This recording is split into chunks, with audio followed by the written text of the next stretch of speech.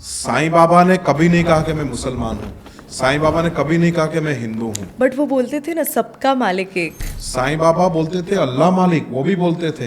राम भला करे, वो भी बोलते थे। क्या साईं बाबा रोजा रखते थे, नमाज पढ़ते थे? तो सच्चा मुसलमान वो होता है जो 5 बार की नमाज अदा करता है। साईं बाबा का जो पूरा इतिहास है कहीं पर नहीं लिखा है। न कभी उन्होंने रोजा रखा, न कभी नमाज पढ़ी।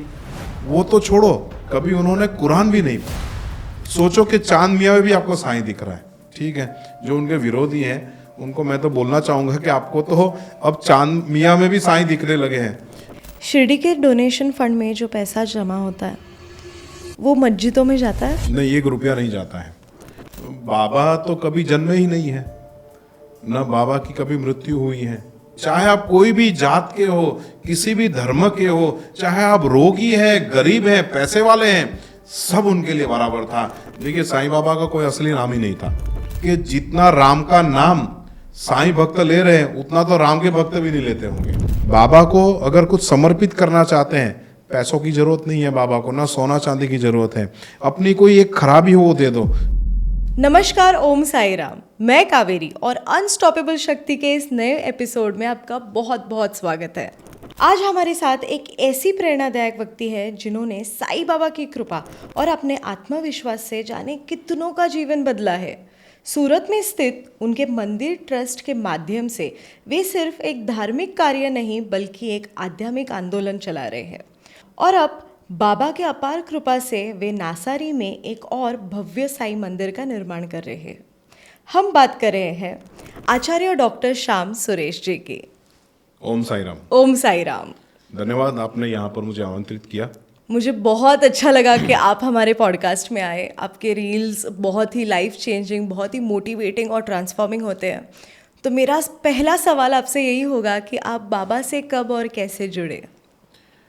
देखिए, सबसे पहले तो बाबा की बात ही ऐसी होती है कि जो उसको सुनता है, जो उसका अनुसरण करता है, उसका जीवन बदल जाता है। साईं बाबा के बारे में बताने की शुरुआत या साईं बाबा के पास मैं कैसे पहुंचा या साईं ने मुझे कैसे लिया, ये सारे सवाल होते हैं। तो मैं सबको एक बात बताता हूँ, जब सत्संग होता है तो भी एक बात बताता हूँ कि साईं ने ही हमें बनाया है, साईं के ही भक्त हैं हम। पहले से हम उसकी शरण में हैं, पर हमारी जो मूढ़ बुद्धि है उसकी वजह से हमें पता नहीं चलता है। और साईं मतलब जो ईश्वर हैं वो हमें संज्ञा देते हैं, कोई ऐसा सिग्नल देते हैं और हमें पता चलता है कि हम साईं के भक्त हैं। ये जो सूरत में मंदिर है और अभी नवसारी में और एक भव्य साईं मंदिर बनने जा रहा है, उसकी कल्पना आपको कहाँ से आई? देखिए, सूरत का जो साईं मंदिर संस्थान है एयरपोर्ट के सामने है और उसका मैं को फाउंडर था। जो मेरे फादर मदर थे, 1993 में साईं बाबा का कुछ इस तरह से हमारे घर पे आना हुआ और वो आए और बस हम भी उनके हो गए और वो हमारे हो गए और तब से इस धाम के निर्माण की परिकल्पना हुई। 93 में सोचा, 2000 की साल में वो बन के रेडी हो गया और मानव सेवा का एक मध्य बिंदु बना है। हजारों लाखों लोगों की वहाँ पर सेवा हो रही है। केवल वो देवस्थान नहीं है, वो ऐसा है कि जहाँ देव की भी पूजा होती है और मनुष्य की भी पूजा होती है। देव की पूजा मूर्ति स्वरूप होती है और जो देव, जो इंसान है, मनुष्य है, उनकी सेवा, उनको जो भी जरूरत है, जैसे भोजन सेवा है, जैसे मेडिकल केयर है, उस तरह की जो भी सारी सर्विसेज हैं उसके द्वारा उनकी सेवा होती है। तो मेरे फादर मदर ने परिकल्पना की थी इस मंदिर की और इसको केवल मंदिर न बनाकर इसको एक मिशन बनाया। मिशन, सेवा का मिशन बनाया, आध्यात्मिकता का मिशन बनाया और ये परिकल्पना साक्षात हुई सन 2000 में और तब से साईं वहाँ विराजमान है और लाखों करोड़ों लोगों के जो भी दिल की बातें हैं उसको सुनते हैं और उसको पूरा करते हैं। साईं बाबा का ऐसा एक चमत्कार जो आपके जीवन में टर्निंग पॉइंट बना? मैं तो ऐसा मानता हूँ कि बाबा जो हमारे घर में आए, मैंने कई बार बोला है कि बाबा भस्म स्वरूप हमारे घर में आए साईं बाबा के फोटोग्राफ्स में से अपने आप भस्म आना शुरू हुआ, और बस वो जो शुरुआत हुई और हम सबको बाबा ने दीवाना कर दिया, और यही हमारे जीवन का टर्निंग पॉइंट था। हमारा जो पूरा समस्त परिवार था वो साईं के चरणों में समर्पित हो गया, आत्मसमर्पित हो गए हम लोग, और बस बाबा के इस चमत्कार से आज जो पूरा जीवन है हमारा, ये हमारी चौथी पीढ़ी है जो बाबा के शरण में है। अरे वाह। अब बाबा के बारे में हम इतना बात कर ही रहे हैं तो बाबा के विषय में भी मुझे काफ़ी कुछ जानना है आपसे। सो मेरा पहला सवाल यही होगा कि बाबा के जन्म और बाबा की मृत्यु के बारे में कुछ बताइए। बाबा तो कभी जन्मे ही नहीं है, न बाबा की कभी मृत्यु हुई है।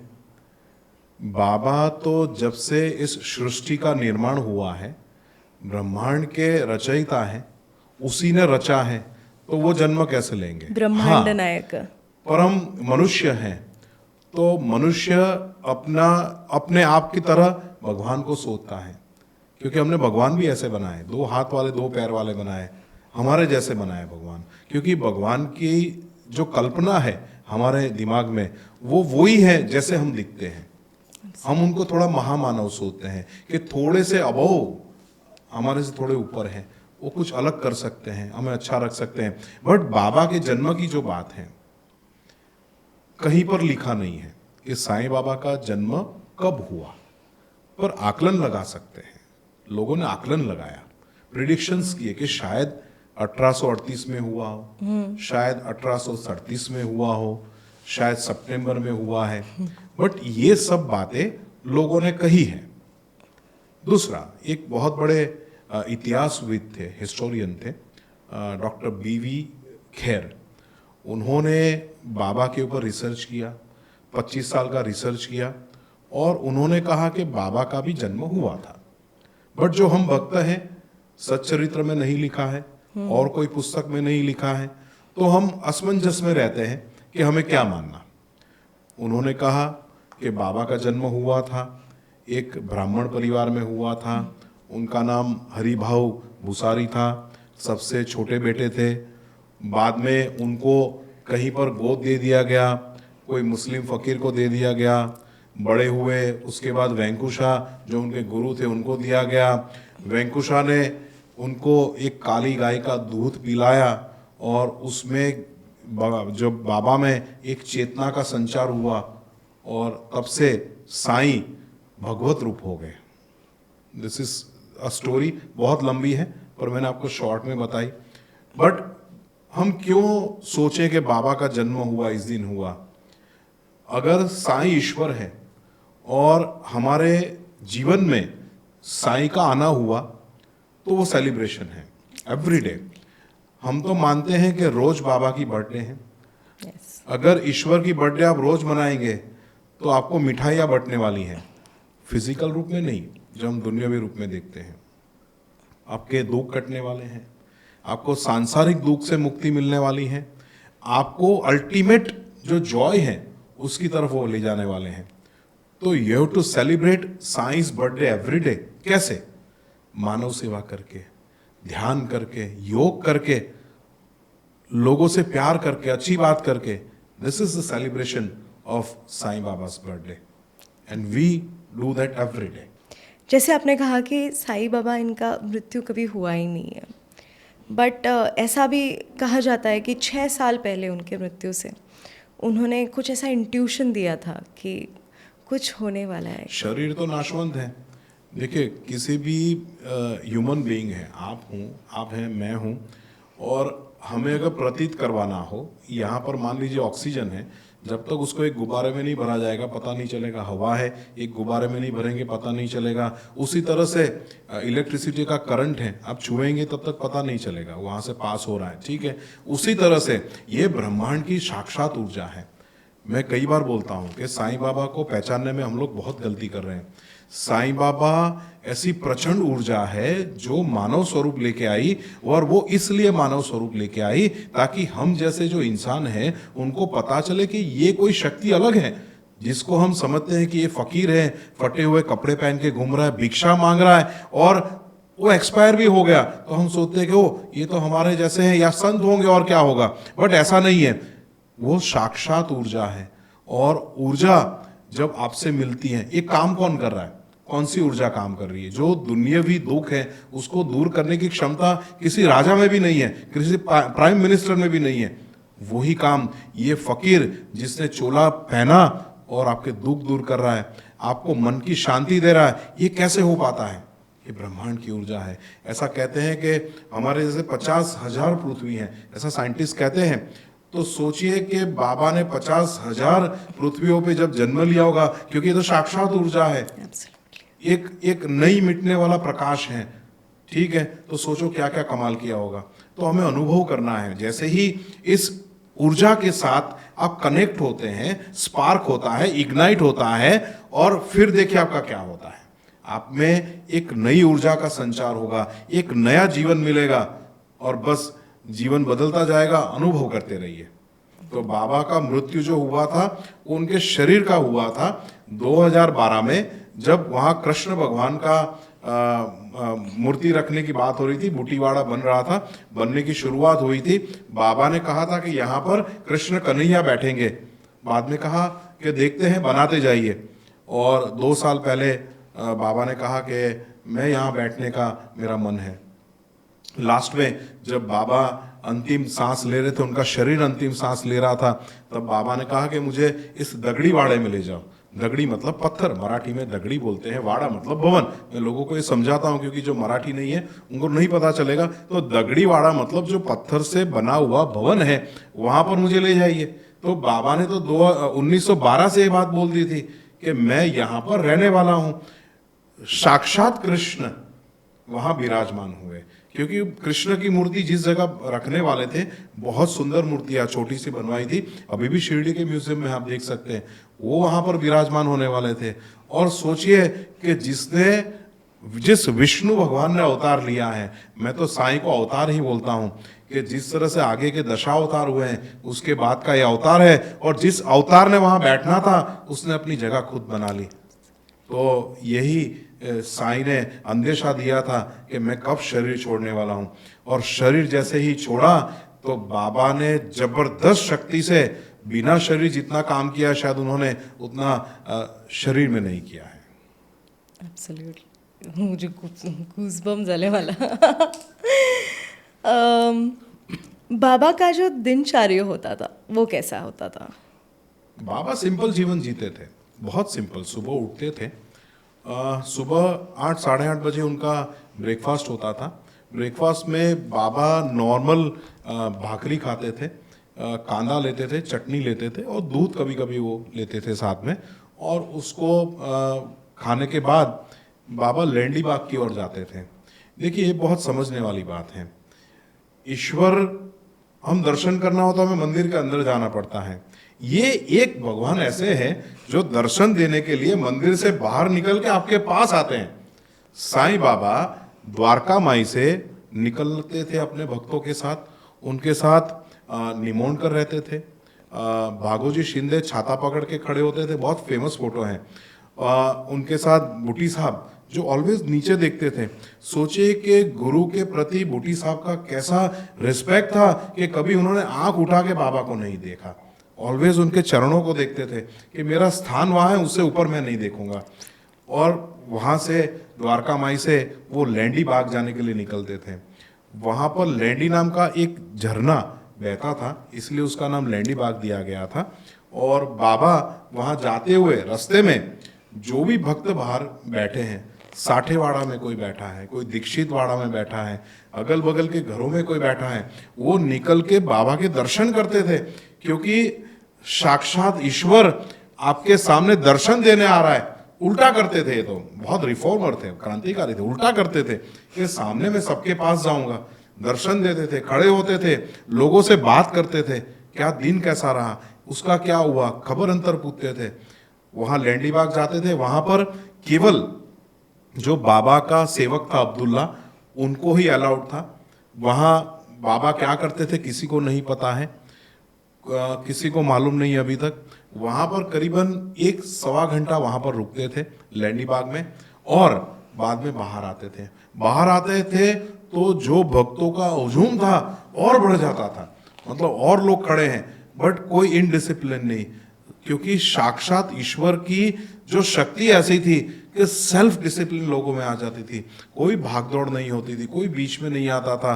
बाबा धीरे धीरे चलते हुए अपने द्वारका माई में जाते थे, कभी चावड़ी में जाते थे, वहाँ घूमते थे।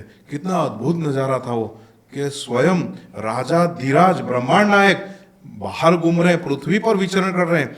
सोचो कि कृष्ण भगवान जब द्वारिका में निकलते होंगे तो इसी तरह का माहौल होता होगा, कैसे लोग खड़े होंगे, कैसे दर्शन करते होंगे कि हाँ यही हमारा कृष्ण है जिसने मोर पीछ लगा रखा है, जिसने मुकुट लगा रखा है। और वो भी भक्तों के बीच ऐसे आते होंगे। भगवान श्री राम ऐसे निकलते होंगे, अयोध्या में जब निकलते होंगे इसी तरह निकलते होंगे। वही स्वरूप, वही बाबा की जो एक स्टाइल थी, जबरदस्त थी। तो बाबा बहुत नॉर्मल जीते थे। 12 बजे वापस द्वारका माई में मिलते थे। उनका दरबार ऑलवेज खुला रहता था, किसी को रोक टोक नहीं थी। चाहे आप कोई भी जात के हो, किसी भी धर्म के हो, चाहे आप रोगी हैं, गरीब हैं, पैसे वाले हैं, सब उनके लिए बराबर था। कोई भी बाबा के बगल में आके भी बैठ सकता था, बाबा से हाथ मिला सकता था, बाबा के पैर दबा सकता था। बाबा के लिए खाना लेके आते थे, बाबा के लिए भाकरी लेके आया, कोई नाश्ता लेके आता था। और जब वो शर्माता था गरीब आदमी कि इतने लोगों के बीच में इस राजा धीराज को मैं कैसे ऑफर करूं, तो बाबा सामने से बुलाते थे कि यहाँ हो, तुमने जो पोटली में छुपा रखा है खाना वो मुझे दो। और बाबा उसमें से काट के भाकरी तोड़ के खाते थे। तो यही तो ईश्वर है जिसको सब कुछ मालूम है कि वो क्यों आया है, किस लिए आया है। और ये जब मालूम होता है, लोग वहां पर आते थे, रोते थे, लोग सोचते थे कि हाँ हमने ईश्वर को देख लिया। क्योंकि बाबा का जो लुक था, 6.25 फुट की हाइट थी, चौड़े थे, एकदम मस्कुलर बॉडी थी, एक पहलवान जैसा शरीर था, गोरे से थे, लंबे बाल। आहा, आप देखो तो आपको लगेगा कि हाँ हम हॉलीवुड के स्टार्स तो अभी देख रहे हैं, शायद बाबा उस टाइम आ गए थे। मैं कई बार बोलता हूं कि साईं बाबा जितने फोटोजेनिक भगवान कोई नहीं है। आप सोचो कि दाढ़ी वाला बूढ़ा आदमी कितना फोटोजेनिक लग रहा है, मोह लेता है। जब उसको देखते हैं तो ऐसा लगता है कि बस अभी हम डूब जाएंगे इसकी आंखों में, हमें आंखें हटा लेनी पड़ती है कि बस बाबा अब क्या डुबा दोगे और समंदर में ले जाओगे। तो साईं का इस तरह से दिनचर्या चलती थी। 12 बजे की आरती शुरू हुई थी, 12 बजे ही केवल आरती द्वारका माई में होती थी, अदरवाइज चावड़ी में आरती होती थी वहां शुरुआत में। फिर धीरे धीरे दिन आगे जाता था, लोगों को बाबा भोजन के लिए भेज देते थे, बहुत केयर करते थे। बाबा तो माँ है, साईं माँ है, तो लोगों की केयर करते थे। लोगों को बोलते थे जाइए भोजन करके आइए, वाड़े में भोजन बन गया होगा। लोग भोजन करने जाते थे। वापस इवनिंग का सेशन स्टार्ट होता था, इवनिंग के भजन, रामायण का पाठ, विष्णु सहस्त्र नाम, ओहो कितनी सारी चीजें होती थी। वहाँ अलग अलग तरीके के लोग परफॉर्म करने आते थे। कभी कोई नृत्यांगना आ गई, कोई बोलने वाला आ गया, कोई साधु आ गया। वहाँ क्या क्या लोग आते थे, जिस तरह से ऐसा लगता है कि मतलब विश्व का कोई एक हीरो बैठा है, विश्व का कोई नायक बैठा है और वहां पर लोग मिलने आ रहे हैं। इस तरह से बाबा की दिनचर्या चलती थी। रात को सोते थे, शयन आरती होती थी। बाबा निकल के जब चावड़ी में जाते थे तो उसका भी एक सरघस निकलता था। आगे चामर लगी है, वहाँ आगे शहनाई वाले ड्रम वाले चलते थे। ऐसा लगता था कि सही में मतलब किंग तो यही है। और आप इमेजिन कीजिए कि आज से 125 साल पहले जिस तरह से ईश्वर निकलते थे, तो सोचिए कि उनका क्या रुतबा होगा, क्या स्टाइल होगी। हम सोचते हैं कि फकीर है, भीख मांगता है, नहीं, वो तो भीख मांग के हमारे सालों के जो दुख है उसको दूर करता है। तो ये बाबा की दिन भर की दिनचर्या थी, अद्भुत दिनचर्या थी। एब्सोल्युटली। उनको जानवरों से भी बहुत लगाव था। बाबा तो एनिमल लवर्स थे, एनवायरमेंट लवर्स थे। बाबा ने कितने सारे पौधे लगाए। बाबा ने वहाँ पीपल का पेड़, नीम का पेड़, कितने सारे छोटे छोटे पौधे लगाए। गुलाब, जाय, जुई, चंपा राता से लेके आते थे। और ऐसा नहीं कि उसको लगा दिया, वहां तो उनके बहुत सारे फॉलोअर्स थे, किसी को भी बोल देते कि जाके पौधा लगा दो, बट नहीं, बाबा खुद लगाते थे और मटके से पानी भी खुद उसको पिलाते थे। ये उनकी अद्भुत का एक संदेश था। 125 साल पहले उनको पता चला था कि आज का युग ऐसा आने वाला है जिसमें कंक्रीट का जंगल बनने वाला है, तो मुझे संदेश देना चाहिए, और उन्होंने वो दिया था। बाबा के पास कुत्ते बैठे रहते थे, कौवा, गाय, बैल, कितने सारे प्राणी वहां पर उनके साथ रहते थे। ऐसा होता था कि बाबा के प्लेट में से भी वो खा लेते थे। पर बाबा ने कभी उसको नहीं रोका। यही तो बोलते हैं कि ईश्वर तो कण कण में है, तो क्या इस पशु में नहीं होगा? तो बाबा बोलते थे कि इसको मत मारो, मैं इसमें भी हूँ, मैं कुत्ते में भी हूँ, सब जगह पर हूँ। तो बाबा का प्राणियों के लिए जो प्रेम था वो अद्भुत था, पर्यावरण के लिए प्रेम अद्भुत था। क्यों नहीं होगा? खुद की बनाई चीज के लिए हमें प्यार क्यों नहीं होगा? मान लो हमने कुछ बनाया तो वी लव दैट, एब्सोल्युटली, और हम ट्राई करते हैं कि उसको संवर्धन सींच के करें, रखें। सींच के रखें। तो बाबा का ये सब प्यार था। इतना सब कुछ हमने जान लिया बाबा के विषय में, बट अभी भी काफ़ी रूमर्स है, काफ़ी मिथ्स है जो हर रोज़ घूमते रहते हैं इंटरनेट पे, और उससे ना जो डिवोटीज़ हैं उनको बहुत ही गलत मैसेज जाता है। तो आज मैं कुछ मिथ्स है या कुछ रूमर्स है जो लोग कहते हैं उसके बारे में आपसे जानना चाहूँगी। सो मेरा पहला सवाल यही है कि बाबा मुस्लिम थे या हिंदू थे? देखिए, बाबा मुस्लिम थे, हिंदू थे, वो बात की बात है। सबसे पहले अगर कोई संत होता है, कोई महात्मा होता है, अगर वो मैं कहे कि मैं इस वाड़े से हूं या इस संप्रदाय से हूं, तो वो संत है ही नहीं। क्योंकि संत संपूर्ण समाज का होता है, संत संपूर्ण राष्ट्र का होता है। साईं बाबा ने कभी नहीं कहा कि मैं मुसलमान हूं, साईं बाबा ने कभी नहीं कहा कि मैं हिंदू हूं। बट वो बोलते थे ना, सबका मालिक एक। साईं बाबा बोलते थे अल्लाह मालिक, वो भी बोलते थे, राम भला करे, वो भी बोलते थे। उसमें क्या बुरी बात है? जब हमारे शास्त्रों में भी लिखा गया है, जो सनातन के शास्त्र है उसमें भी लिखा गया कि ईश्वर एक है। ईश्वर एक है, जिसको भी आप प्रणाम करोगे, ऊपर वाला, आपने कही ना कि ईश्वर एक ही है, हम उसको देख रहे हैं और उसी को आप नमन करते हैं, तो ईश्वर एक है, सबका मालिक एक। क्या ये सृष्टि के 5 मालिक हो सकते हैं क्या? क्या ये जो इंसानियत है, इंसानियत के 5 मालिक होंगे क्या? कोई मालिक अलग बताएगा? नहीं। साईं बाबा न हिंदू थे न मुसलमान थे। साईं बाबा इस मानवता के भेखधारी थे, जो लोगों को अंदरों अंदरों की लड़ाई, अंदरों अंदरों का जो झगड़ा था उसको बंद करवाना चाहते थे। और बाबा चाहते थे ये बताना कि चाहे आप अल्लाह को मानो, चाहे राम को मानो, उसमें कोई फर्क नहीं है। साईं बाबा ने सबसे पहली बार प्रीचिंग किया था सन 1911 में, रामनवमी का दिवस था। बाबा नॉर्मली प्रीचिंग नहीं करते थे, पर उस दिन बाबा ने बहुत सारी पब्लिक वहां पर इकट्ठी हुई थी, तो बाबा ने मुसलमानों को कहा कि राम में भी तुम अल्लाह को देखने का प्रयत्न करो। और जो हिंदू थे उनको कहा कि जो अल्लाह है वो राम ही है, तुम्हें उसमें क्या फर्क लग रहा है?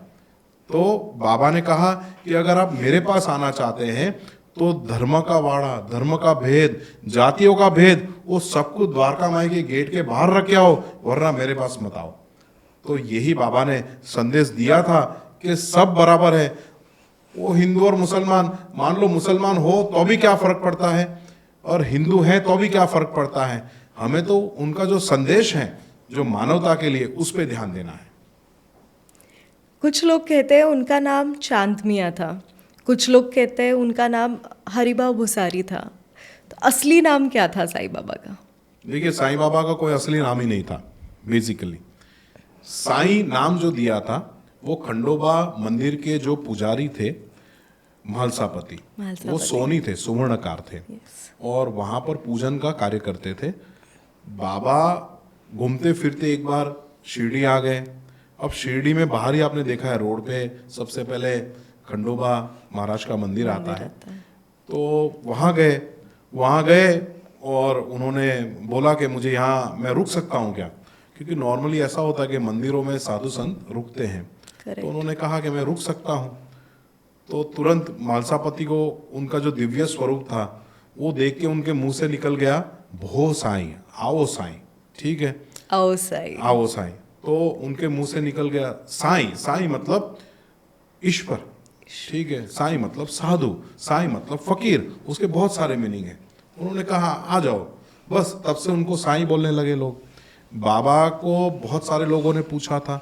बाबा के जो एकदम निकटवर्ती थे दास गणु महाराज, बाबा के निकटवर्ती हेमाड़पंत, बाबा के जो एकदम निकट थे ऐसे दीक्षित काका, सबने प्रयत्न किया था। ये सब छोटे छोटे लोग थोड़े थे, कोई काउंसलर था, कोई फर्स्ट क्लास मैजिस्ट्रेट था, कोई पुलिस में था, उन्होंने ट्राई किया पूछने के लिए, पर बाबा ने कभी नहीं बताया। बाबा ने कभी अपनी बर्थडे नहीं बताई। बाबा ने नाम कभी पूछता था तो कि मेरा नाम साईं है, क्या फर्क पड़ता है, कुछ भी बुलाओ मुझे।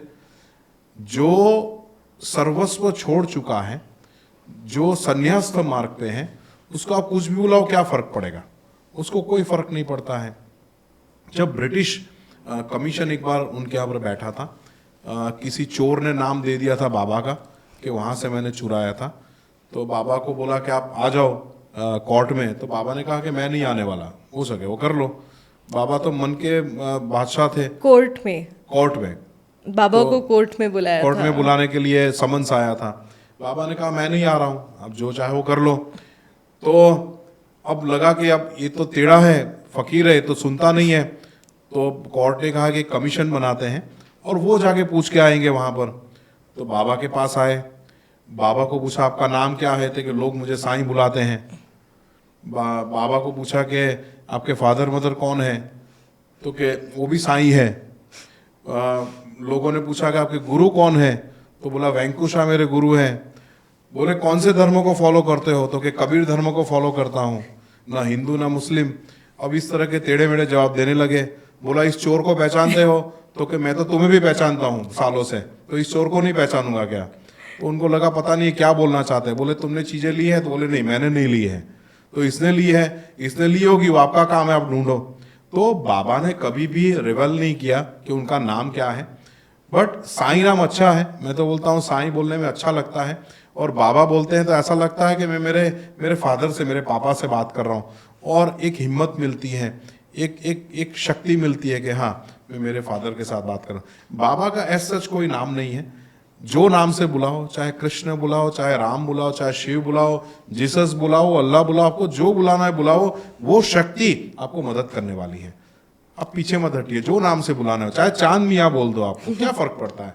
चांद मियाँ, सोचो कि चांद मियाँ में भी आपको साईं दिख रहा है, ठीक है। जो उनके विरोधी हैं उनको मैं तो बोलना चाहूंगा कि आपको तो अब चांद मियाँ में भी साईं दिखने लगे हैं। जिस तरह से रावण राम का दुश्मनी में नाम ले रहा था, उस तरह से आप लोग भी नाम ले रहे हैं, तो लेते रहिए।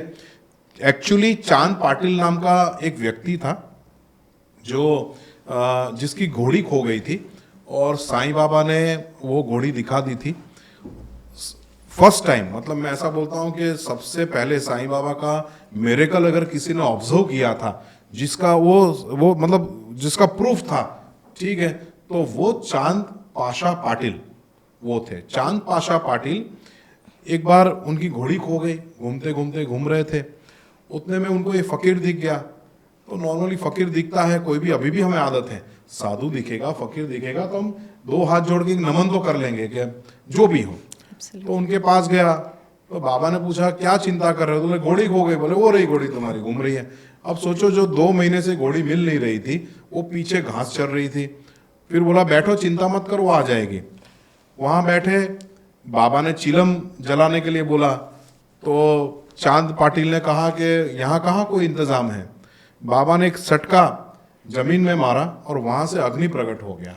अग्नि प्रकट हुआ, उस चिलम को जलाई, तंबाकू को जलाया। अब दूसरा एक पीछे के भाग में गीला कपड़ा लगता है, जब कोई भी चिलम पीता है तो पीछे गीला कपड़ा लगता है। तो अब पानी कहाँ से लाओ, तुरंत बाबा ने दूसरी जगह पर वहीं सटका मारा, तो वहां से पानी निकला।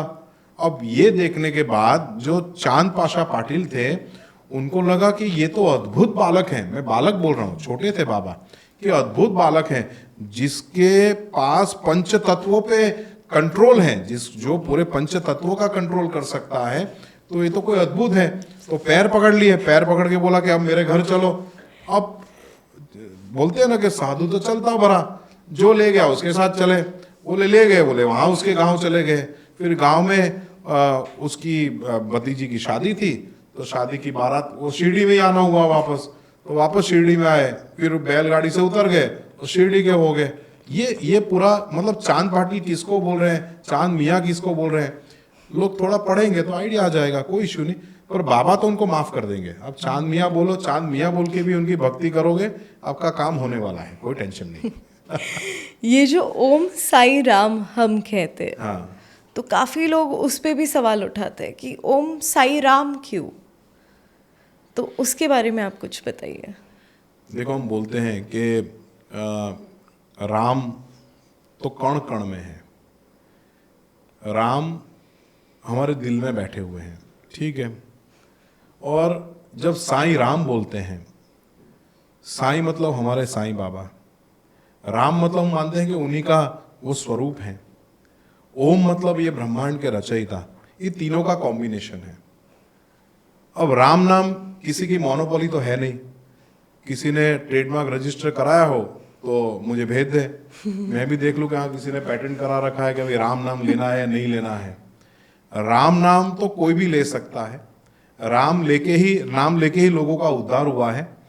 और मेरा तो ख्याल ऐसा है कि जितना राम का नाम साईं भक्त ले रहे हैं उतना तो राम के भक्त भी नहीं लेते होंगे, उतना साईं के साथ जुड़ा हुआ राम का नाम लेते हैं। बराबर। शुरुआत में बाबा को, जैसे किस तरह से हुआ, शुरुआत में बाबा को महाराज बुलाते थे, साईनाथ महाराज, और कोई भी मिलने जाता था तो महाराज बोलते थे कि महाराज हम आए हैं, महाराज आपकी दक्षिणा, या महाराज आप भोजन लेंगे, इस तरह से बोलते थे। धीरे धीरे वो साईनाथ महाराज हुआ, पूरा नाम बोलने लगे।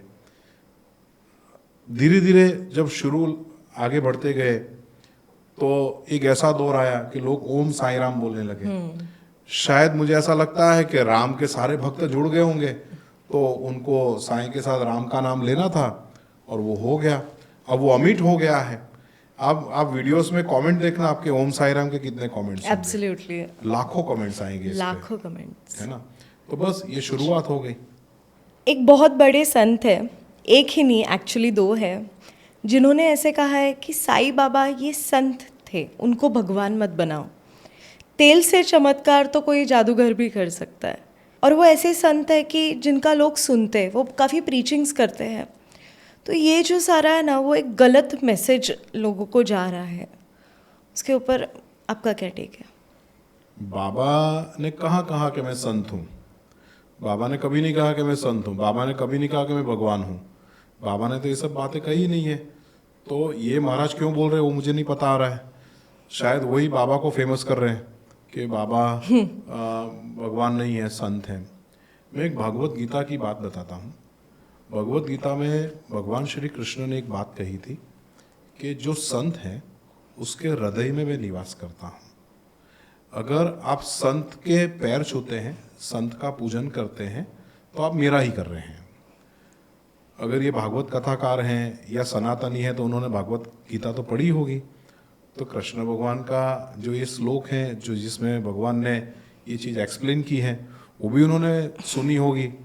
तो शायद वो इसी तरह बोलना चाहते हैं कि वो संत हैं और शायद अंदर कृष्ण भी हैं। तो उन्होंने इनडायरेक्टली तो मान लिया है कि वो भगवान है। कई बार ऐसा होता है कि जो संत महात्मा होते हैं उसमें भी पॉलिटिक्स होता है, उसमें भी ऐसा होता है कि मेरे सपोर्टर कम हुए या उसके सपोर्टर बढ़े, ये सब होता है। अब जो साईं बाबा हैं वो 125 साल पहले हुए, 150 साल पहले हुए, 1838 में आए, 1918 में चले गए। अब जो सामने नहीं है उसके विषय में ये सब बातें हो रही हैं, प्रत्यक्ष रूप से उन्होंने शायद देखा भी नहीं होगा। मुझे तो कई बार ऐसा लगता है कि ऐसा कोई भी प्रवचन देने के बाद और रूम में जाके बाबा से माफ़ी मांग लेते होंगे और बाबा इतने दयालु हैं कि माफ़ भी कर देते हैं कि कोई इश्यू नहीं, इससे तेरे व्यू तो बढ़े, तुझे देखने वाले लोग तो बढ़ गए। साईं का तो काम ही ये है। मुझे कई बार लोग बोलते हैं कि साईं के यहाँ अच्छे लोगों को जाना चाहिए। मैं बोलता हूँ नहीं, साईं बाबा के पास चोर हैं, लुटारू हैं, गुनहगार हैं, गैंगस्टर्स जो हैं, गलत काम है, उनको जाना चाहिए। क्यों जाना चाहिए? वो जाएंगे तभी तो उनमें वो पॉजिटिव ऊर्जा लेके जाएंगे और सुधार आएगा। भगवान उसके लिए हैं, साईं उसके लिए हैं।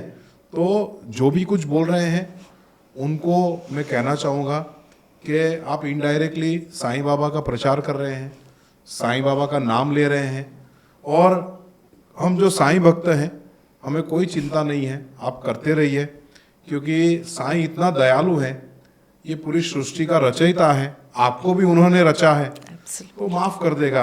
वो आपकी भी तो माँ है, आपका भी तो बाप है, तो कोई चिंता नहीं है, आप बोलिए, साईं आप पे रहम नज़र करेगा।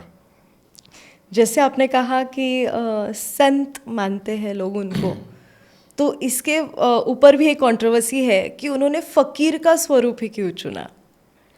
फकीर तो मोदी साहब भी बोलते हैं अपने आप को, तो ये तो ऐसा हो गया कि नरेंद्र मोदी साहब ने कहा था कि मैं तो फकीर हूँ, झोला उठा के चल पड़ूंगा।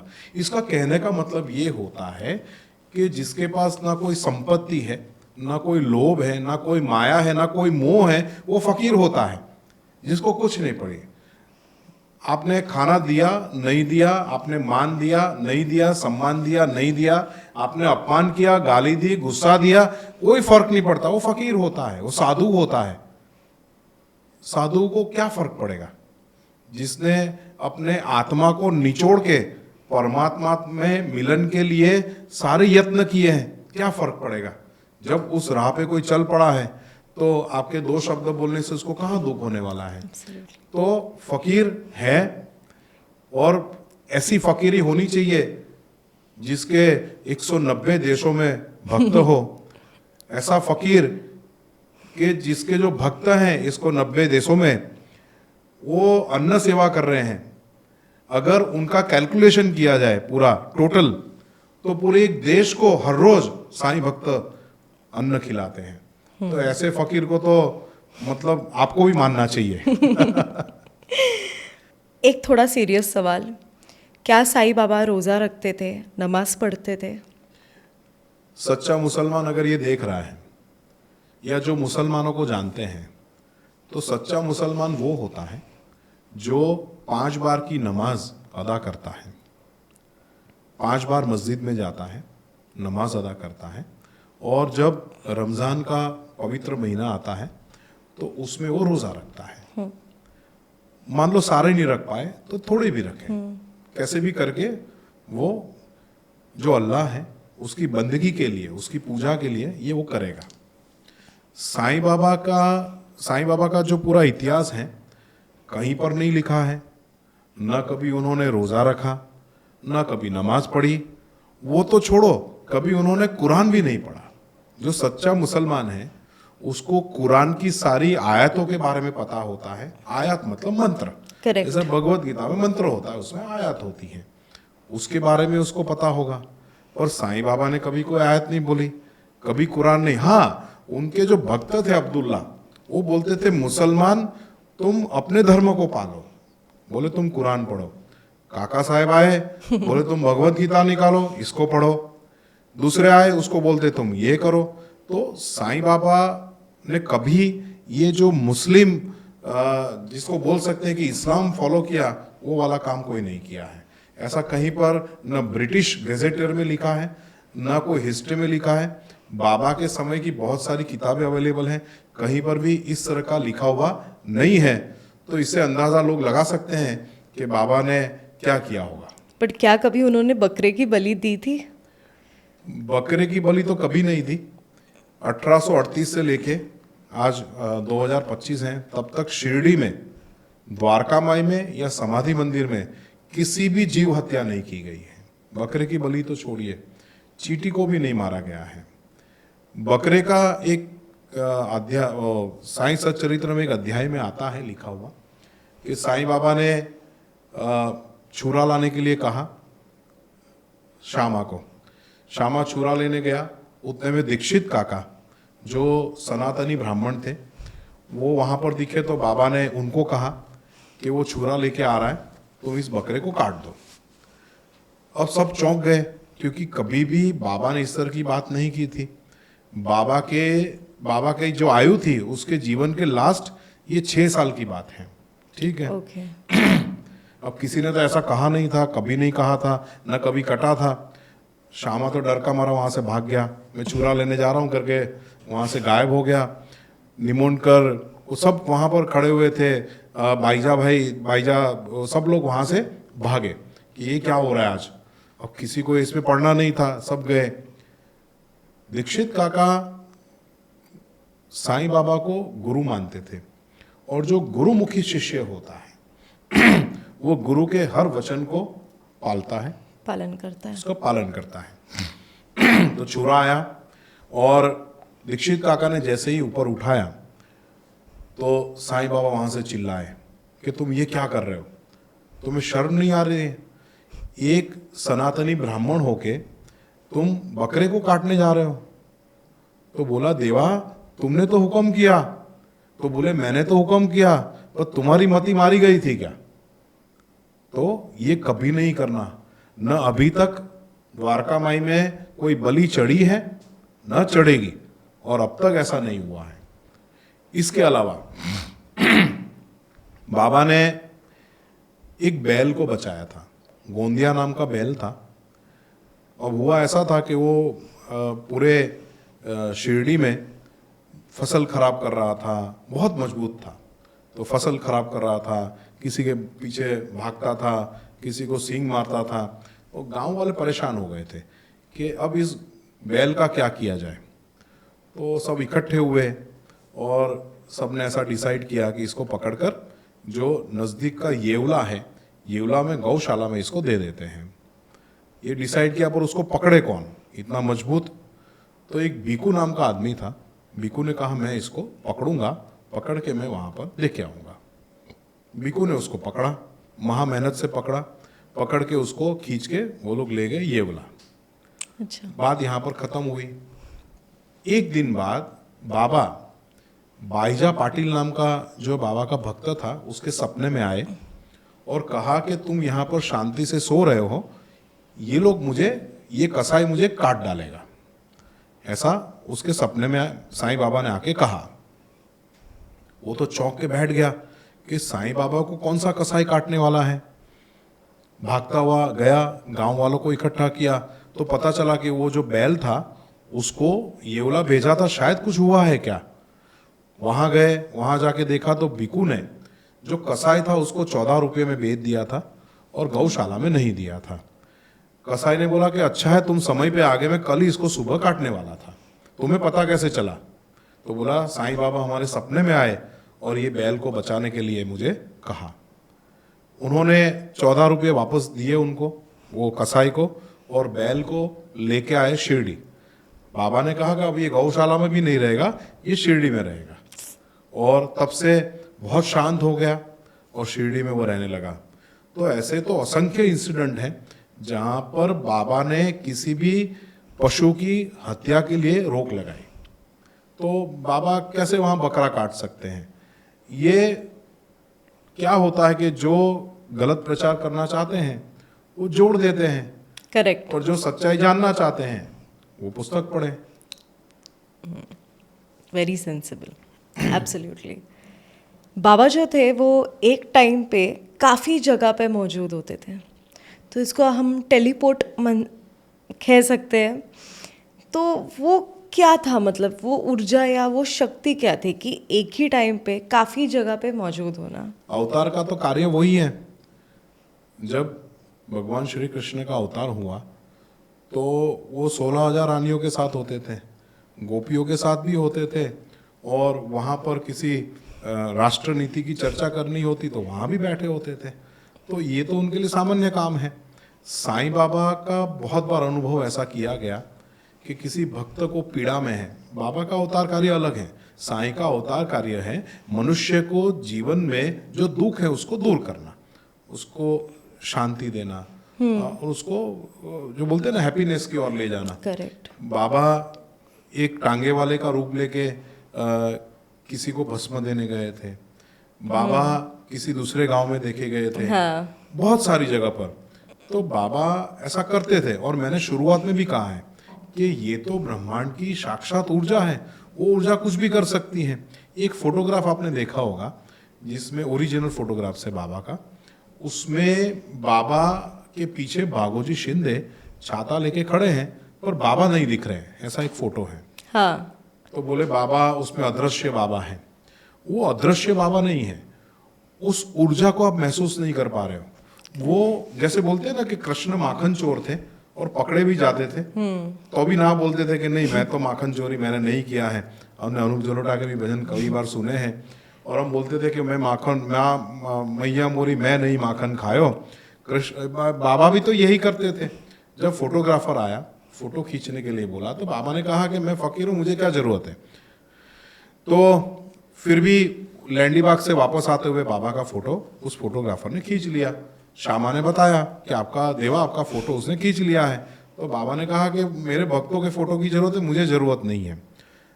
उस टाइम तो डेवलप स्टूडियो में जाके करते थे, तो फोटोग्राफर ने स्टूडियो में जब डेवलप किया तो आश्चर्यचकित हो गया, बाबा उसमें नहीं आए। सोचिए उनका चराचर पे कंट्रोल था, भौतिक चीजों पे भी कंट्रोल था। उसके अलावा वो ये बताना चाहते थे कि मैं तो एक ऊर्जा हूं, करेक्ट। तो मेरी ऊर्जा का फोटो ही नहीं खींच पाओगे, तुम शरीर का खींच पाओगे, मेरा नहीं खींच पाओगे।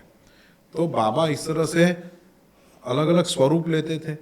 कई बार बाबा कुत्ते का स्वरूप लेके गए हैं, बाबा कई बार गाय का स्वरूप लेके गए हैं, कई बार भिखारी बन के जाते हैं। आपकी परीक्षा करने भी आएंगे कि आप उसको 2 रोटी देते हैं कि नहीं, आप उसको खुद देते कि नहीं, खाना खिलाते कि नहीं। छोटा बच्चा बन के आएंगे, बच्चा मांगेगा मैं भूखा हूँ, कुछ दे रहे हैं कि नहीं। यही दया और करुणा सिखाने के लिए बाबा इस तरह के रूप लेते थे। सब बोलते हैं कि भारत की आज़ादी के आंदोलन में बाबा नहीं जुड़े थे, बट फिर भी आप उनको क्रांतिकारी बोलते हो। बाबा तो सही में क्रांतिकारी हैं। बाबा का अगर पूरा जीवन का आप अभ्यास करेंगे तो मैं ऐसा मानता हूं कि वो एक्चुअल सोशल रिफॉर्मर थे। सनातन धर्म में जो रिफॉर्म्स की जरूरत थी वो बाबा ने की थी। उसके साथ साथ जो आज़ादी का आंदोलन था उसमें भी बाबा का पार्ट था। अब ये तीनों पार्ट के लिए लोगों को पूरी बात मेरी सुननी पड़ेगी। मैं शुरुआत करता हूं आज़ादी के आंदोलन से। आज़ादी के आंदोलन में बाबा थे या नहीं थे, वो क्यों नहीं लड़े। देखिए साईं बाबा ने सबसे पहले जो काम किया वो हिंदू और मुसलमान को एक करने का किया। अगर हमें ब्रिटिशर्स के सामने आज़ादी चाहिए थी तो इस 2 धर्म के लोगों को एक होके मजबूत होना पड़ेगा। सबसे पहला काम उन्होंने ये किया। दूसरा, बाबा की जो भी शिरडी में या हमारे घरों में जो आरतियां बजती हैं, जो संस्कृत में भी हैं, हिंदी में, मराठी में मिक्स है सब कुछ। ये आरती लिखने वाले कौन थे? क्रूजा भीष्म। इन्होंने कृष्ण भीष्म नाम के व्यक्ति थे, बाबा के भक्त थे। उन्होंने वो आरतियां लिखी थी। अब ये भीष्म कौन थे? ये भीष्म राष्ट्रीय स्वयंसेवक संघ जिसको हम देखते हैं उसके फाउंडर में से एक थे, उसके साथ कनेक्टेड थे। वो बाबा के पास थे। कई बार ब्रिटिशर्स ढूंढने आए क्योंकि ये लोग आंदोलन चला रहे थे, हिंदुओं को मजबूत कर रहे थे, सनातनियों को मजबूत कर रहे थे। तो ब्रिटिशर्स को बहुत शक पड़ता था कि ये फकीर कुछ भी गड़बड़ कर रहा है, यहाँ बैठ के इतने सारे लोग क्यों आ रहे हैं, क्यों इनके पास इतना जमावड़ा होता है, इतनी पब्लिक क्यों आ रही है, क्या कर क्या रहा है। तो वहां पर आते थे। अब ये तो हुई आरएसएस की बात। इसीलिए अभी भी आप देखिए कि जो आरएसएस के सर्वोच्च नेतृत्व हैं, मोहन जी भागवत हैं या भैया जी हैं, बहुत सारे लोग अभी भी दर्शन के लिए, बाबा के दर्शन के लिए जाते हैं। नरेंद्र मोदी जी भी बहुत बड़े संघ के प्रचारक रहे और बाद में भारत देश का अभी प्राइम मिनिस्टर हैं, वो भी दर्शनों के लिए जाते हैं। अमित शाह जाते हैं। कौन सा नेतृत्व बाकी है, कौन से व्यापारी बाकी है, सब लोग वहां जा रहे हैं। आज़ादी के आंदोलन में दूसरा एक पहलू, ये तो हुआ राइट विंग की बात हुई। अब जो कांग्रेस वाली बात है, कांग्रेस के बहुत सारा नेतृत्व बाबा के पास जाता था। मेरा ऐसा मानना है, इसका कोई हिस्टोरिक प्रूफ नहीं है मेरे पास, और मेरा ऐसा मानना है कि जो सर्वधर्म की बात है, ऊंच नीच हटाने की बात है, वो शायद बाबा में से सीखे हैं वो लोग। तभी गांधी जी ने वो मुहिम पकड़ी, क्योंकि उसी वही समय में गांधी जी भी आए थे। करेक्ट। लोकमान्य तिलक जो थे, उन्होंने भगवत गीता पर अपना भाष्य लिखा था। वो पुस्तक उन्होंने बाबा को भेंट किया था। उस वक्त बाबा ने कहा था कि आपकी तबीयत ठीक नहीं है, आपको आराम करने की जरूरत है। इसके साथ बहुत बड़े सॉलिसिटर मिस्टर खापर्डे की डायरी बहुत फेमस है। रोज अपना लिखते थे अंदर के आज क्या हुआ, कितनी ओरिजिनल बातें हैं। आज सुबह उठे क्या हुआ, बाबा को देखा क्या हुआ, बाबा ने क्या किया, लोगों ने क्या किया, क्या हो रहा है। खापर्डे ने टिळक को जेल में से छुड़ाने के लिए लंदन जाके केस लड़ा था। उसको इंस्पिरेशन कौन दे रहा था, उसको गाइड कौन कर रहा था? उसको गाइड बाबा कर रहे थे। तो बाबा कहाँ दूर थे? बाबा तो एक्चुअली चाणक्य थे, जिन्होंने इन सबको संजो के रखा, एक किया, बोला कि आप लोग करो। कितने सारे आप सोचो कि अगर हिंदू मुस्लिम एक नहीं होते तो क्या हमें आज़ादी मिलती? नहीं मिलती, हम अंदर अंदर ही लड़ते रहते। करेक्ट। तो एकदम बेसिक फाउंडेशन का काम बाबा ने किया। सेकंड टॉपिक पे आते हैं, सोशल रिफॉर्म्स। 1880 में 1880 में साईं बाबा ने जो छोटी लड़कियां होती हैं उसकी स्कूल चालू की। क्या कोई सोच सकता है आज से 150 साल पहले कि महिला को, मतलब लड़कियों को शिक्षा के लिए कोई स्कूल चालू होगी, वो भी इतने देहात में, शिरडी में, जहाँ जाने का रास्ता नहीं है, वहाँ इलेक्ट्रिसिटी नहीं है, पावर नहीं है, वहाँ टीचर अपॉइंट किया और बोला कि आप पढ़ाओ। अब ये कौन सोच सकता है? This is social reform. Absolutely. Baba ने ऊंच नीच का जो भेद था, ये रिलीजियस, सोशियो रिलीजियस जो रिफॉर्म्स हैं, ऊंच नीच बहुत थी, अभी भी हमारे देश में है, पहले भी थी। तो सोचिए कि 150 साल पहले कैसी ऊंच नीच होगी। जो किसी के हाथ का पानी नहीं पीते थे, अछूत मानते थे, किसी को समान लेवल पे बैठने नहीं देते थे, उस समय बाबा ने समानता लाए, वो कि चाहे तू ब्राह्मण है, चाहे तू शूद्र है, तुम साथ में बैठोगे। बागोजी शिंदे कोढ़ी था, अपने हाथ से उसको ठीक किया।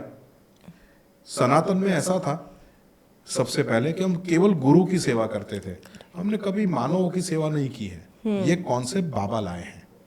जो हिंदुइज्म में, सनातन में जो रिफॉर्म जो चाहिए था, वो रिफॉर्म बाबा लाए हैं। मानव सेवा का कॉन्सेप्ट हमारे हिंदू लिटरेचर में था ही नहीं। ठीक है, वो तो बाबा ने शुरू किया कि मनुष्य की सेवा करनी पड़ेगी। विधवा के हाथ से खाना खाना बाबा ने शुरू किया। जब महिला पीरियड में होती थी तो उसके हाथ से खाना शुरू किया कि किचन में तुम खाना बनाओ। ये कौन कर सकता है? ये केवल बाबा कर सकते हैं।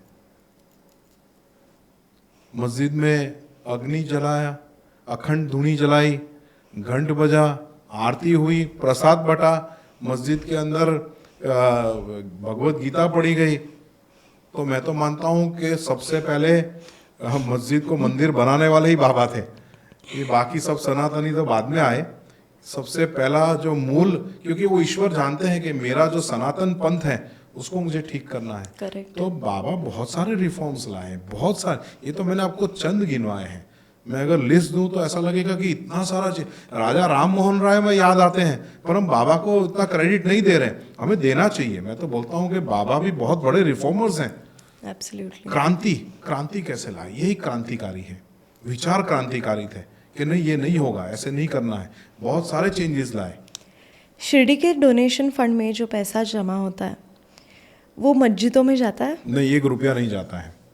देखिए, शिरडी साईं बाबा संस्थान जो शिरडी में है, जो मुख्य मंदिर है, जहाँ समाधि मंदिर है, द्वारका माई है, सब कुछ है, पूरा जो कॉम्प्लेक्स है, उसका जो मैनेजमेंट है, उसकी जो सर्वोच्च सत्ता है, वो भारत सरकार के जो नुमाइंदे हैं, IAS हैं, उनके पास है। वो लोग मैनेजमेंट करते हैं, सरकार मैनेजमेंट करती है, प्लस जो कोर्ट है, हाई कोर्ट है, वो मैनेजमेंट में सहभागी हैं।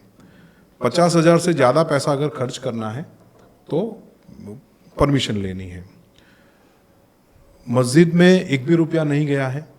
मेरे जो शिरडी के ऑफिशियल्स हैं उनसे बात हुई है, कहीं पर 1 रुपया नहीं गया है, न कभी दिया है, न कोई देने का प्लान है। ये गलत इन्फॉर्मेशन फैलाई जाती है। एक वीडियो पे मैं आपका ध्यान लेना चाहूँगा कि जिसमें मुसलमान लोग सर पे बोरिया उठा के पैसा लेके जा रहे हैं और मस्जिद में छोटे छोटे बच्चे जो टोपी वाले हैं वो वहाँ पर पैसा गिन रहे हैं। तो ये फेक वीडियो है। फेक वीडियो बोले तो ये 6 मई 2023 के दिन बांग्लादेश के एक यूज़र ने फेसबुक पे इसको पोस्ट किया था। वो बांग्लादेश का एक पगला नाम की एक मस्जिद थी, उसका रिनोवेशन का प्रोजेक्ट था, उसके लिए वो लोग ने कैंपेन किया था। उसमें करीबन 5.5 करोड़ रुपए का टाका, मतलब जो करेंसी है बांग्लादेश की, वो इकट्ठा हुआ था, प्लस ज्वेलरी इकट्ठी हुई थी और डायमंड्स इकट्ठे हुए थे। उसका फोटोग्राफ था, उसका डॉक्यूमेंटेशन किया गया था और उसको फेसबुक पे डाला गया था। अब देखिए, साईं बाबा के चाहक तो दोनों तरफ हैं, जो भक्त हैं वो भी चाहक है उनका, और जो बाबा का विरोधी है वो भी साईं का चाहक है। कहीं से भी बीच में साईं बाबा को ला देते हैं। अब नीचे लिखते हैं कि हिंदुओं ध्यान रखो, देखो आप साईं बाबा के नाम पे क्या क्या हो रहा है। तो ये फेक है। गूगल में आप लिखेंगे बांग्लादेश पगला मस्जिद का फंड, तो ये वीडियो आ जाएगा, उसका ऑथेंटिक रूट आ जाएगा। करेक्ट। अब ये बाबा के नाम पे चिपका दिया है लोग ने, फेक वीडियोस सर्कुलेट करते तो हैं। एक भी रुपया जाता नहीं है, कहीं गया नहीं है। लोग डालते हैं, पता नहीं क्या मंशा है, क्यों डाल रहे हैं। मैंने इसलिए आपको ये सवाल पूछा। और अगर किसी को शक हो तो भारत में आरटीआई का कानून बहुत मजबूत है, राइट टू इंफॉर्मेशन। आप जाइए आरटीआई करिए, आरटीआई से तो पता चल जाएगा कि सच्चाई क्या है। पर वो किसी महाराज को करनी नहीं है, उनको केवल वीडियो डालने हैं और इस तरह की बातें उड़ानी है, सर्कुलेट करनी है। ऐसे और भी कई सवाल लोग पूछ रहे थे कि अयोध्या का जो राम मंदिर है, वहाँ भी शिरडी के संस्थान से पैसा नहीं गया था। देखिए, अयोध्या के राम मंदिर में मेरे जैसे करोड़ों साईं भक्तों ने, जो राम के भी भक्त हैं, उन्होंने पैसा दिया है, ठीक है, ये अलग बात हो गई। पर शिरडी साईं बाबा के मंदिर से पैसा गया या नहीं गया, उसके ऊपर चर्चा उठती है। तो सबसे पहली बात कि ऐसा कोई लेटर लिखा नहीं गया था। मैंने पहले भी बताया कि यहाँ पर जो पूरी कमेटी है, ट्रस्ट है, उसको सेंट्रल गवर्नमेंट और स्टेट गवर्नमेंट मिलके उसको मेंटेन करती है। करेक्ट। तो सरकार को तो सीधा बोलना है आईएएस को, तुम पैसा दे दो इधर। वहाँ कोई भक्त तो बैठा नहीं है, कोई भक्त तो मैनेजमेंट कर नहीं रहा है, सरकार खुद ही मैनेजमेंट कर रही है। तो ऐसा कोई पैसा चाहिए, ऐसा कोई लेटर आया नहीं है और दिया नहीं है। अब दूसरा मेरा जो काउंटर क्वेश्चन है वो ये है कि श्री सिद्धि विनायक मंदिर, श्री तिरुपति बालाजी मंदिर, इस तरह के बद्रीनाथ मंदिर, केदारनाथ मंदिर, बड़े बड़े जो साधु संत हैं बहुत बड़े भारत के, उनके सबके सेंटर्स हैं, रविशंकर महाराज हैं या जग्गी वासुदेव महाराज हैं, या इस तरह से हरिद्वार में तो लाखों आश्रम हैं। तो मैंने ट्राई किया गूगल पर सर्च करने के लिए कि कौन से मंदिर ने कितने पैसे दिए, तो कहीं पर कुछ नहीं मिल रहा है। कोई मंदिर ने पैसा नहीं दिया, किसी से मांगा भी नहीं गया, ना उसकी कोई इन्फॉर्मेशन है। ये लोग वहाँ पर फोटो तो खिंचवा रहे हैं सब लोग जाके, पर किसी ने वहाँ पर 1 रुपया दिया नहीं है। अब साईं बाबा को आप क्यों बीच में ला रहे हो? अगर है, मैं तो आपके पॉडकास्ट में भी कहना चाहूँगा कि अगर किसी के पास लिस्ट हो तो मुझे लिस्ट भेजे। मैंने डोनर्स का पूरा लिस्ट चेक किया हुआ है, जो राम जन्मभूमि जो न्यास है उसका, कहीं पर कोई मंदिर का नाम नहीं है। अगर किसी भी मंदिर ने नहीं दिया है तो आप साईं बाबा के पीछे क्यों पड़े हैं? आप सब मंदिर के पीछे पड़ो कि जिनके पास करोड़ों का धन है, सोना लगा हुआ है। अगर वो चाहते तो केवल एक ही मंदिर, पूरा राम मंदिर बना देता, पब्लिक से लेना भी नहीं पड़ता। तो पहले तो ये ट्राई करें कि मुझे भिजवाए कि कहाँ पर किसने दिया हुआ है। किसी ने कुछ नहीं दिया है, तो केवल साईं बाबा को टारगेट करना तो गलत है, और यही मिस इन्फॉर्मेशन लोगों के दिमाग में डालना चाहते हैं कि नहीं दिया है। और लोग भी बेचारे भले हैं, अपने इंडिया के जो सनातनी है ना, बड़े भोले हैं, सवाल नहीं करते हैं। साईं बाबा को सवाल करेंगे, बट दूसरे को भी सवाल करना शुरू करो, देखना पूरा चित्र स्पष्ट हो जाएगा। जो भी धूल लगी हुई है, जो भी गंदा है, सब खुलेगा। और ये परतें जब खुलती जाएगी तो अब आगे नहीं बोलना है कि क्या होगा सबका। जो भी मेरे मन में सवाल थे, मिथ्स थे, रूमर्स थे जो मैंने सुने थे, कुछ लोगों से सुने थे, कुछ इंटरनेट पे पढ़े थे, काफ़ी सारे काफ़ी हद तक क्लियर हो गए।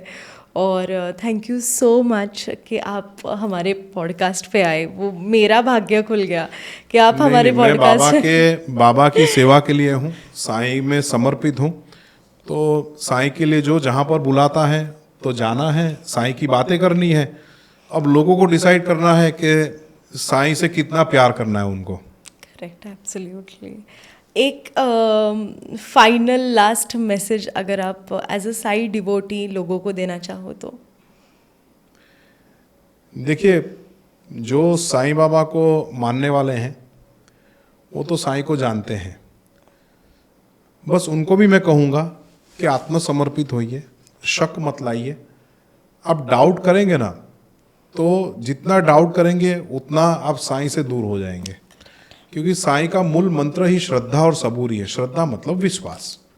अब विश्वास कीजिए, थोड़ा संयम रखिए। ये दोनों चीज़ों का जब कॉम्बिनेशन होगा तो आपकी जो मन की बात है वो होने वाली है। बट आप मन की बात करवाने के लिए ईश्वर को जबरदस्ती नहीं कर सकते हैं, किसी भी भगवान को नहीं कर सकते कि आप ऐसे ही करो, ये लाल को पीला कर दो और पीले को काला कर दो, वो पॉसिबल नहीं है। जो आपके लिए ठीक होगा, आपके लिए श्रेष्ठ होगा, वो साईं जरूर करेंगे। उसके लिए श्रद्धा, सबूरी, ये दो चीज रखिए, देखिए काम होने वाला है। आप दुखी हैं, आप बोलते हैं भगवान हमारे लिए काम नहीं कर रहे हैं। बहुत सारे लोगों की बात बता रहा हूँ, साईं तो हमारा सुनता ही नहीं है, मेरे हस्बैंड को जॉब नहीं मिल रही है, बच्चे की शादी नहीं हो रही है, बहू खराब है, बहुत सारे प्रॉब्लम्स हैं। आप जितना ये बोलोगे ना, उतना आप उसमें और डूबते जाओगे। उससे बेटर अच्छा बोलना शुरू करो। जो आपकी सोच है वही आपकी खुशियाँ हैं। अगर वो बदलेंगे तो ये ब्रह्मांड की जो ऊर्जा है, शक्ति है, वो आपको मदद करेगी। बाबा ने कई बार कहा है कि मैं तो भक्तों का गुलाम हूं, जो भक्त चाहेगा वो मैं करता हूं। तो आप सोचिए कि आप बोलेंगे ओहो मेरा काम हो ही नहीं रहा है, तो शक्ति को लगेगा अच्छा इसका काम करना ही नहीं है मुझे। सी लॉजिकल बात है। करेक्ट। अच्छा बोलना शुरू करें, मैं खुश हूं, मेरे पास जो भी है आई एम हैप्पी। क्या फर्क पड़ता है? बाबा को अगर कुछ समर्पित करना चाहते हैं, पैसों की जरूरत नहीं है बाबा को, ना सोना चांदी की जरूरत है। अपनी कोई एक खराबी हो वो दे दो, गुस्सा बहुत आ रहा है बाबा को दे दो, लोभ है बाबा को दे दो, लालच है बाबा को दे दो। ये सब करना शुरू करो, देखो भगवान कैसे आपका काम करते हैं। भगवान तो दासानुदास हैं, भगवान तो उसके दास का भी दास है। देखना क्या परिणाम आता है। तो साईं के कृपा हम सब पर बनी रहे। जो हाथ छोड़ के गए हैं, जो साईं को छोड़ के गए हैं, आप भूल जाओ को आपको छोड़ दिया। साईं को इतना छोटा इंसान है क्या? साईं तो ऊर्जा है, ईश्वर है, वो आपको नहीं छोड़ सकता। चाहे आप गाली दो, पत्थर फेंको, कुछ भी करो, वो आपको संभाल के रखेगा। वो आपकी माँ है ना। धन्यवाद सर।